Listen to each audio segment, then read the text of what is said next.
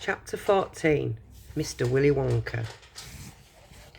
Mr. Wonka was standing all alone just inside the open gates of the factory. And what an extraordinary little man he was. He had a black top hat on his head. He wore a tailcoat made of beautiful plum-coloured velvet. His trousers were bottle green. His gloves were a pearly grey. And in one hand he carried a fine-topped gold-topped walking cane. Covering his chin was a small, neat, pointed black beard, a goatee, and his eyes were most marvellously bright, and they seemed to be sparkling and twinkling at you all the time. The whole face, in fact, was alight with fun and laughter. And oh, how clever he looked, how sharp and quick and full of life. He kept making quick, jerky little movements with his head, cocking it this way and that, and taking in everything with those bright, twinkling eyes. He was like a squirrel in his quickness of his movements, like a quick, clever old squirrel from the park. Suddenly he did a funny little skipping dance in the snow, and he spread his arms wide, and he smiled at the 5 children who were clustered near the gate. And he called out, "Welcome, my little friends, welcome to my factory." His voice was high and fluty. "Would you come forward one at a time, please," he called out, "and bring your parents. Then show me your golden ticket and give me your name. Who's first?" The big fat boy stepped up. "I'm Augustus Gloop," he said. "Augustus!" cried Mr. Willy Wonka, seizing his hand and pumping it up and down with a terrific force. "My dear boy, how good to see you! Delighted, charmed, overjoyed to have you with us. And these are your parents? How nice! Come in, that's right. Step through the gates." Mr. Wonka was clearly just as excited as everyone else. "My name," said the next child to go forward, "is Veruca Salt." "My dear Veruca, how do you do? What a pleasure this is. You do have an interesting name, don't you? I always thought that Veruca was a sort of wart that got on the sole of your foot. But I must be wrong, mustn't I? How pretty you look in that lovely mink coat. I'm so glad you could come. Dear me, this is going to be such an exciting day. I do hope you'll enjoy it." "I'm sure you will. I know you will. Your father? How are you, Mr. Salt? And Mrs. Salt? Overjoyed to see you. Yes, the ticket is quite in order. Please go in." The next 2 children, Violet Beauregard and Mike TV, came forward to have their tickets examined, and then to have their arms practically pumped off their shoulders by the energetic Mr. Wonka. And last of all, a small nervous voice whispered, "Charlie Bucket." "Charlie!" cried Mr. Wonka. Well, so there you are. You're the one who found your lucky ticket only yesterday, aren't you?" Yes, I read all about it in this morning's papers.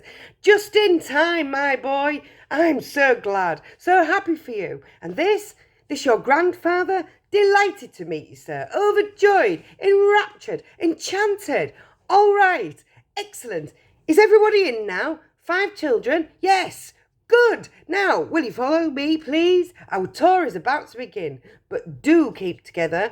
Please don't wander off by yourselves. I shouldn't like to lose any of you at this stage of the proceedings. Oh, dear me, no."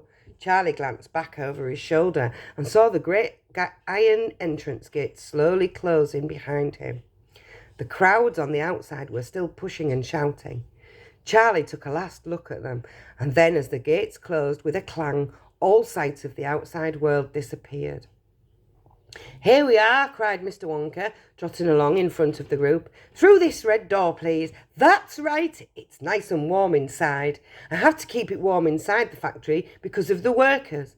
My workers are used to extremely hot climate. They can't stand the cold. They'd perish if they went outdoors in this weather. They'd freeze to death." "But who are these workers?" asked Augustus Gloop. "All in good time, my dear."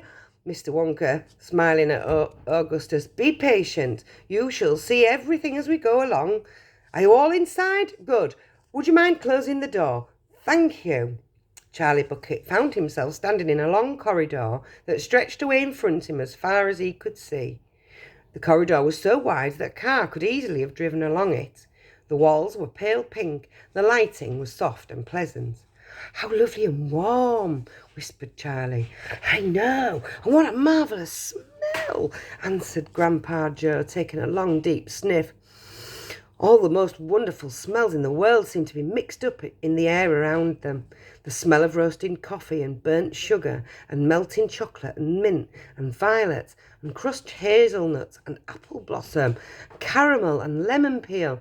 And far away in the distance, from the heart of the great factory, came a muffled roar of energy as though some monstrous, gigantic machine were spinning its wheels at a breakneck speed. "Now this, my dear children," said Mr. Wonka, raising his voice above the noise, "this is the main corridor. Will you please hang your coats and hats on those pegs over there, and then follow me? That's the way. Good. Everyone ready? Come on then. Here we go." He trotted off rapidly down the corridor, and with the tails of his plum-coloured velvet coat flapping behind him, and the visitors all hurried after him. It was quite a large party of people when you came to think of it. There were 9 grown-ups and 5 children, 14 in all, so you can imagine that there was a good deal of pushing and shoving as they hustled and bustled down the passage, trying to keep up with the swift little figure in front of them. "Come on!" cried Mr. Wonka. "Get to move on, please. We'll never get round today if you dawdle like this." Soon he turned right off the main corridor onto another slightly narrower passage, and then he turned left, and then left again, and then right, and then left, right, and then left. The place was like a gigantic rabbit warren, with passages leading this way and that way in every direction. "Don't let go of me hand, Charlie," whispered Grandpa Joe.